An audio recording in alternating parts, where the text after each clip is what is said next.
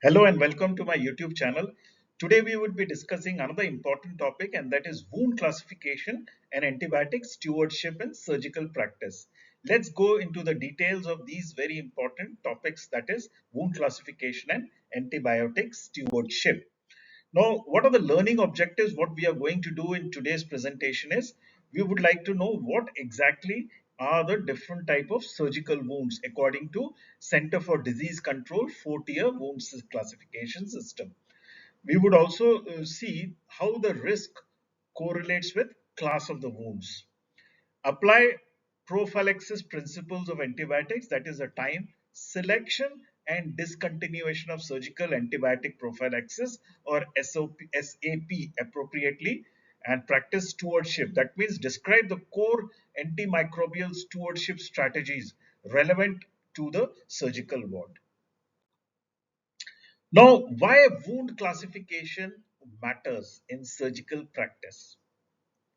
What exactly is wound classification? First, let's see that. It's an intraoperative. The word is intraoperative assessment of the degree of microbial contamination of a surgical wound. Intraoperative assessment of the degree of microbial contamination of a surgical wound assigned by the operating surgeon at the close of the procedure and recorded in the operative note. This is the standard definition of wound classification in surgical practice. Now, there are certain keywords here.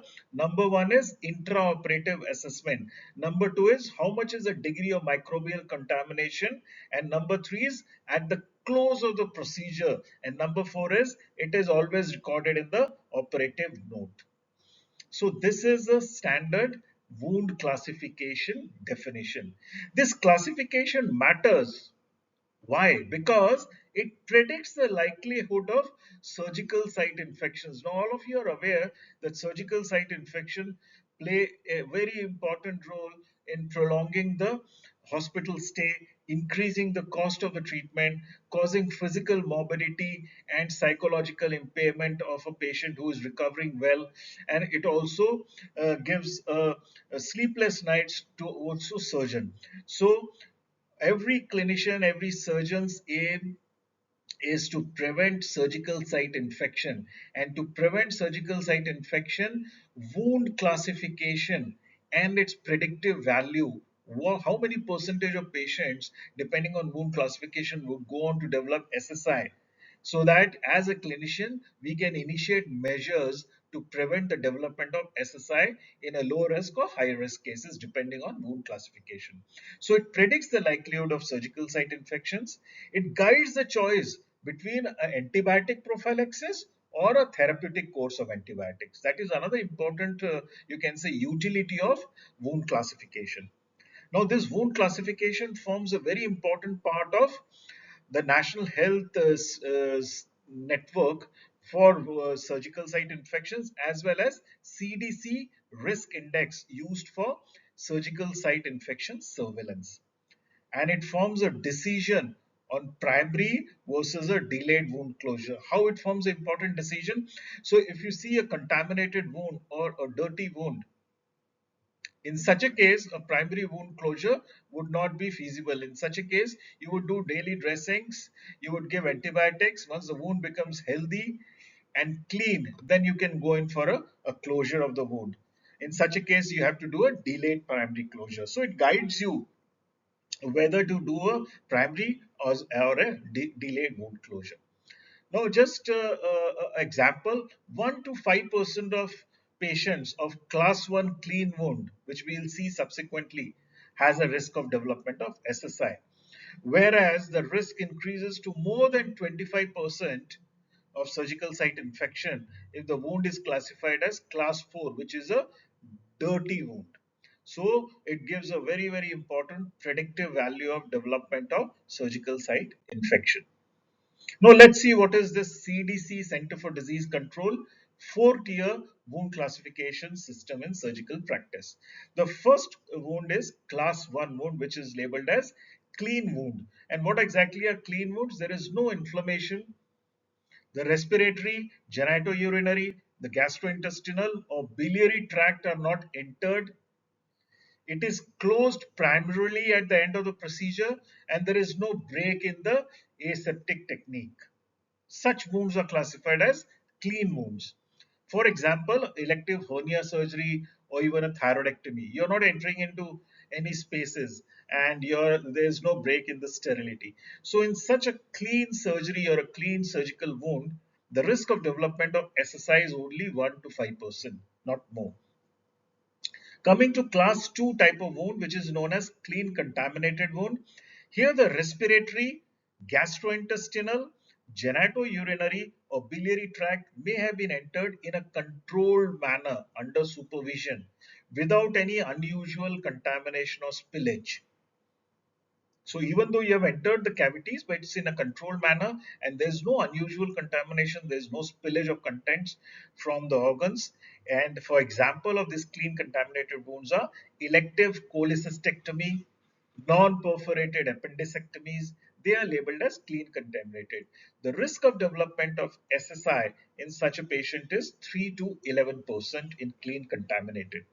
The class 3 wounds are known as contaminated wounds, which are what are the contaminated wounds? They are the open wounds which are sustained, say, in motor vehicle accidents or in a surgical practice where there is a major break in sterile technique, or if there is a gross spillage from the gastrointestinal tract, say from the intestinal contents into the peritoneal cavity, or even a biliary bile spillage into the peritoneal cavity during cholecystectomy, or acute non-purulent inflammation or peritonitis. These are known as contaminated wounds. For example, a penetrating abdominal trauma less than 4 hours old, any enterotomy with spillage, all these would be labeled as contaminated surgical wound. And here the SSI development is almost 10 to 17%. And then we have a class 4 wound, which is a dirty or an infected wound, which are old traumatic wounds which shows obvious signs of infection, where there are retained devitalized tissues, existing clinical infection, perforated viscous with purulent or feculent peritonitis. So all these would be labeled as class 4 dirty or infected wounds.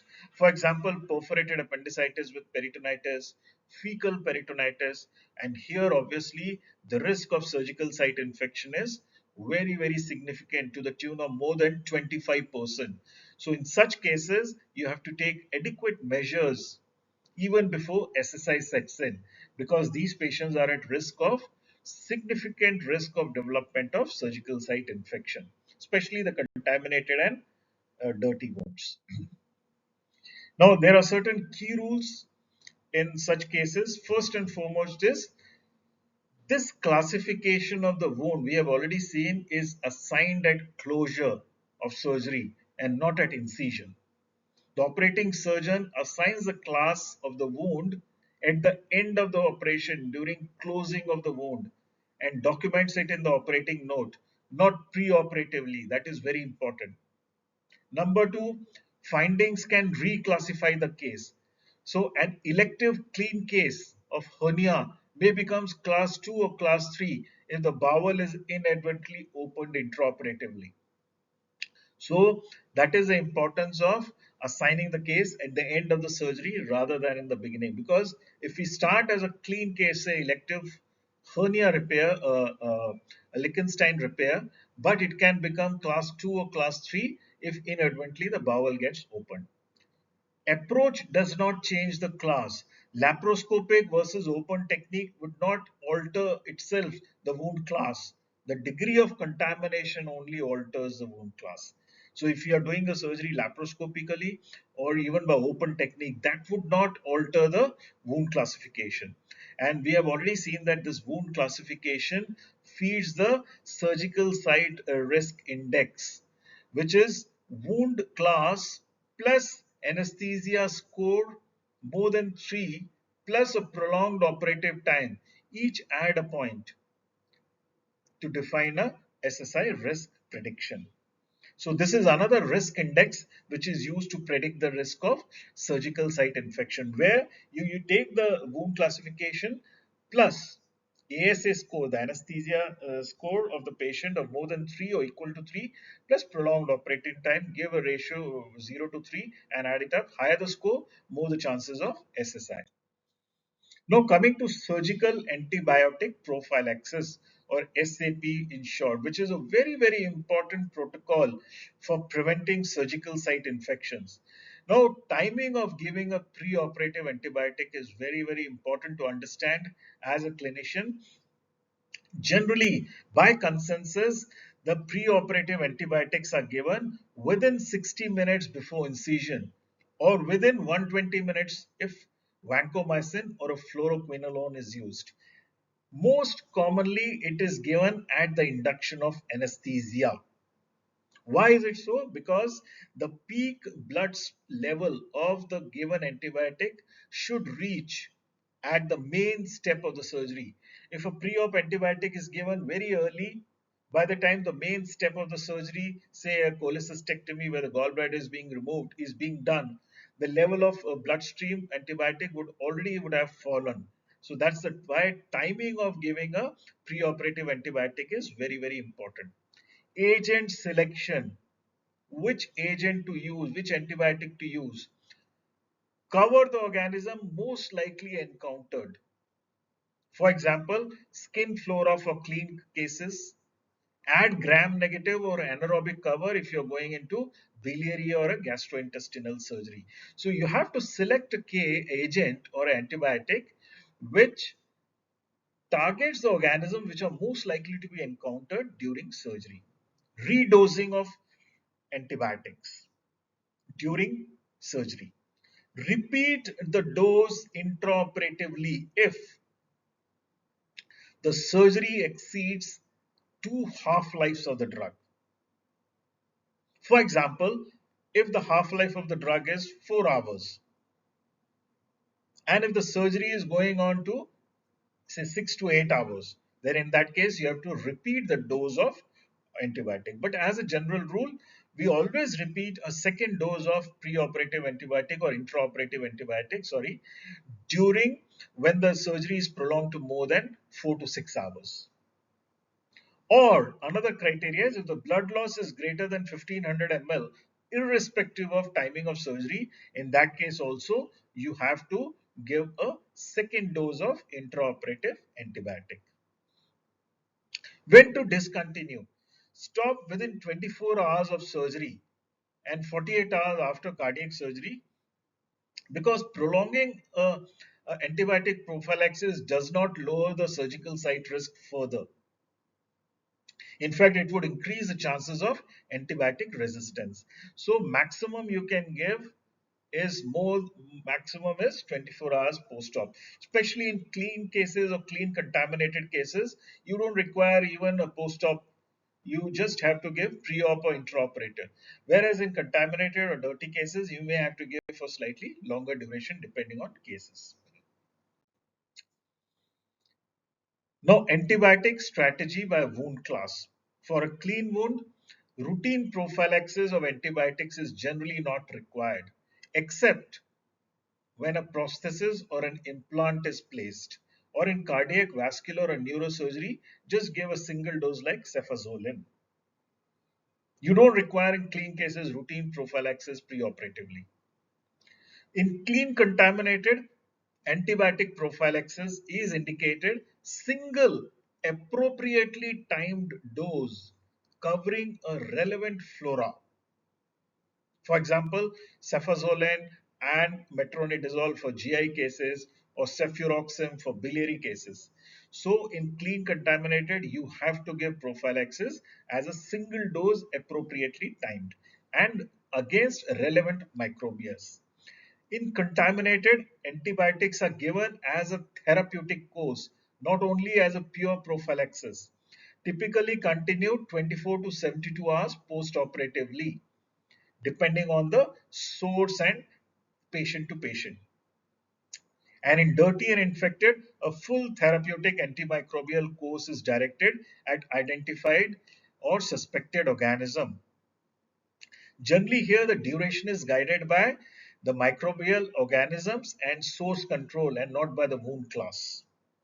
So if you have understood why this wound classification is very important and how it guides the antibiotic stewardship.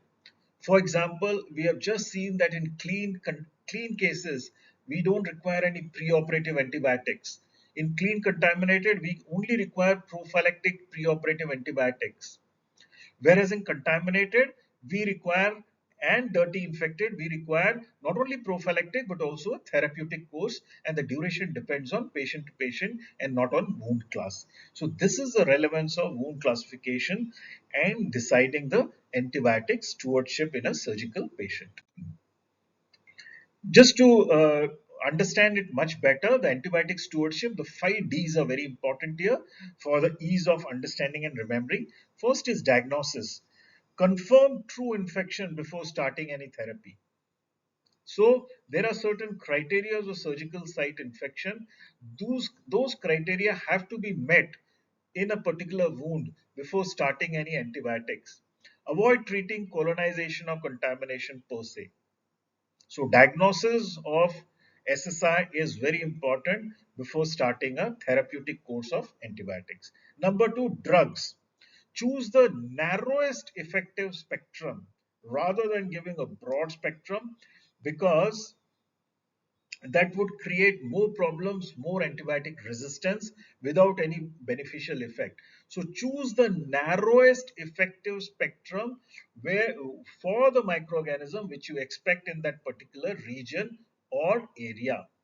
And this is guided by local antibiotics policies and culture data in that particular institute or center. Number three, dosage and route. Optimize with weight-based dosing. Switch intravenous to oral dose once the patient is clinically stable. So dosage should always be optimized according to weight of the patient rather than giving a inappropriate dose which can lead to more complications. Number 4D is de-escalation. Tailor or narrow the therapy once culture and sensitivity results becomes available. So based on your culture and sensitivity reports, once they become available, then you modify your antibiotic according to that report and microorganism. That means you're tailoring your antibiotics now according to the culture and antibiotic sensitivity reports. And last D is duration. Use the shortest effective course and reflexive. Prolonged routine regimens are not going to benefit the patient. In fact, they would cause more complications, more emergence of antibiotic resistant organisms. So duration is very effective. Always use the shortest effective course. Always for this antibiotic stewardship, we would require local audit and feedback in the particular center, formulate a restriction and pre-authorization of antibiotics. The antibiotic empiric therapy should be guided by local culture and microbial patterns, and clinical pathways guides the antibiotic stewardship. So this is the surgical site prevention bundle. Just to understand, the first one in pre-operative patient, chlorhexidine bath the night before or morning of surgery is very important. A chlorhexidine bath night before morning of surgery. Hair removal in a patient should be done with clippers and not razors because it can cause scratches. And this should only be done if it is absolutely necessary. The timing of hair removal with clippers ideally is on the operation table just before the incision is given.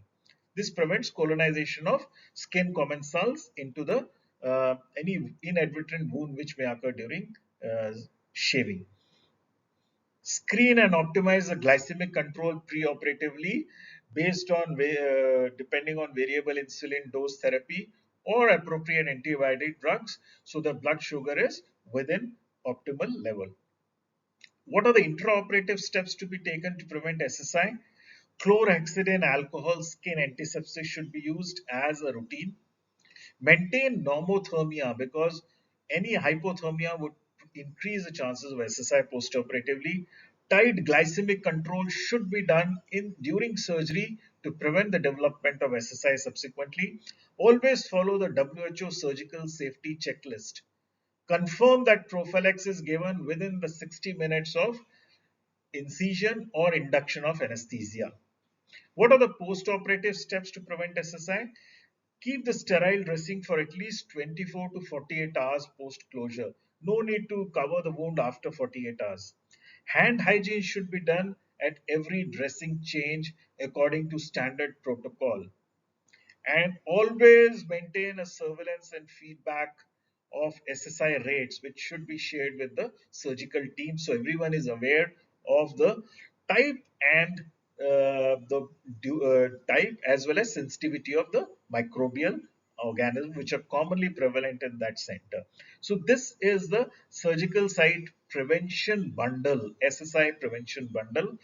Of course, there are more also, but these are the important ones. And if they are practiced religiously, it goes a long way in preventing SSI. So, just to recapitulate what we have just studied, class 1 wounds have 1 to 5% SSI risk, class 2 has 3 to 11%, class 3 has 10 to 17%, class 4, which are dirty wounds, have more than 25% of SSI risk. Wound class is always assigned by the surgeon at closure and recorded in the operative note. Prophylaxis timing window within 60 minutes before incision and 120 minutes for vancomycin or fluoroquinolones. Stop routine prophylaxis within 24 hours of surgery. Class 3 and Class 4 wounds receive a therapeutic course, not only simple prophylaxis. And stewardship in one phrase is right drug at a right dose at right duration, and it should always be de-escalated on culture data. That in nutshell is the wound classification and antibiotic stewardship.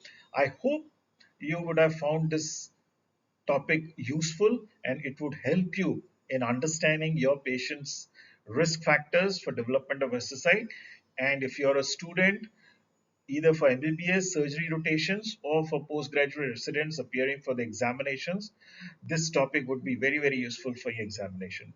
If you have liked my presentation, please subscribe to my channel, and this would give me encouragement to keep coming back with more and more topics.